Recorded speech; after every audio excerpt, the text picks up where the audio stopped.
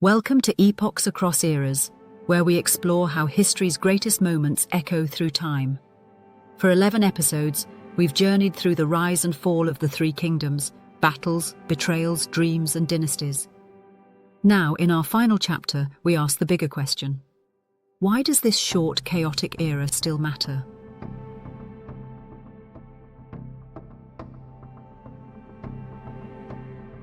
In this episode, we'll examine how the Three Kingdoms left a lasting mark not just on history, but on culture, philosophy, literature, and identity.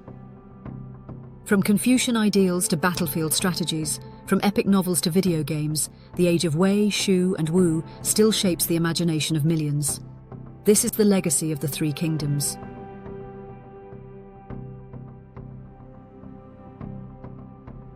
Three kingdoms, three rulers, one fragmented empire.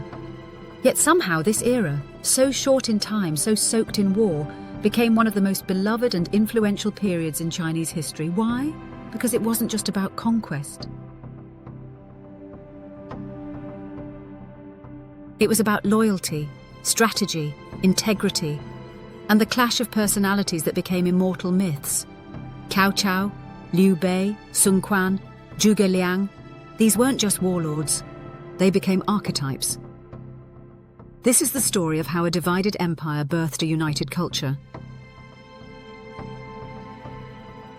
Much of what we remember about the Three Kingdoms doesn't come from official records, it comes from a novel.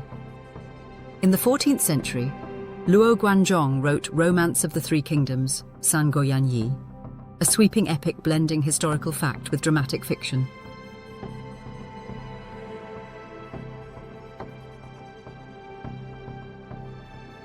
It took real events, like the Battle of Red Cliffs or the rise of the Sima clan, and added moral lessons, speeches, and larger-than-life characters. Cao Cao became the cunning villain. Liu Bei became the gentle, righteous hero. Zhuge Liang was transformed into a near-divine sage. Guan Yu, already revered, was elevated to godlike status.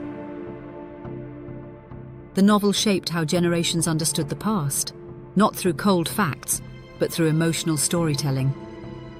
The Three Kingdoms era reflected key Confucian and Taoist values. Liu Bei's respect for family, Guan Yu's loyalty, Zhuge Liang's tireless service all echoed Confucian ideals of filial piety, righteousness, and ethical governance.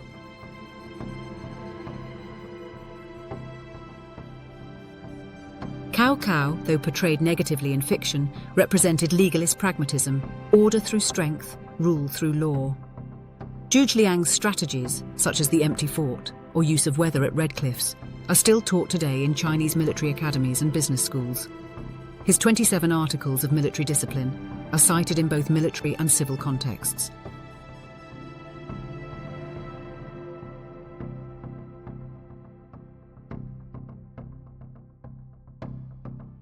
Even modern Chinese idioms draw from this era. Phrases like borrowing arrows with straw boats or killing with a borrowed knife come directly from Three Kingdoms tales. Few historical periods have inspired as much artistic expression as the Three Kingdoms. From classical Chinese opera to modern cinema, its stories are endlessly retold.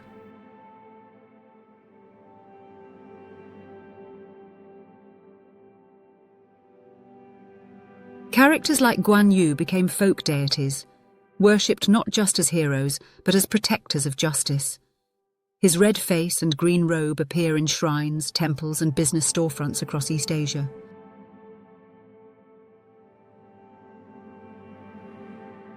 The era has fueled manga, television series, and blockbuster films, from John Woo's Red Cliff to the long-running Dynasty Warriors video game franchise. The Three Kingdoms offer drama, philosophy, action, and heart, a perfect mix for storytellers across generations.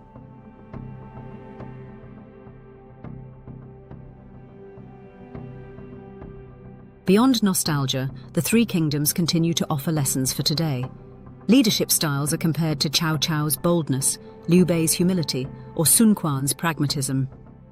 Zhuge Liang's tireless work ethic became a model for Chinese officials, and also a cautionary tale about burnout. His death from overwork still sparks debate and discussions of duty and sacrifice.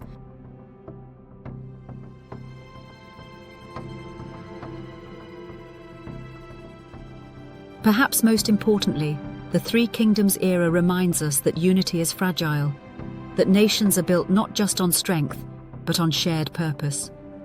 It teaches that heroes can fail, villains can rise, and that history is often a matter of perspective.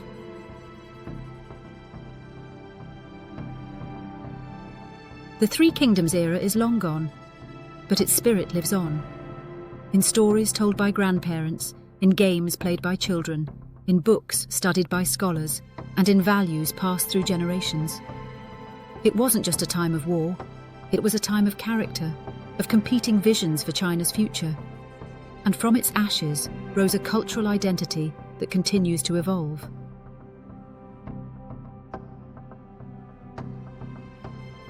We may no longer live in the age of Wei Shu and Wu, but in memory, in legend, and in learning, we never left it. Thank you for joining us on this journey through the Three Kingdoms. One era may end, but the epochs continue. Thank you for watching Epochs Across Eras. If you enjoyed this journey through history, make sure to like, subscribe, and hit the notification bell so you never miss an episode. Let's keep exploring the past to uncover the stories that shaped our world. Until next time, keep questioning, keep learning, and keep exploring the epochs that define us all.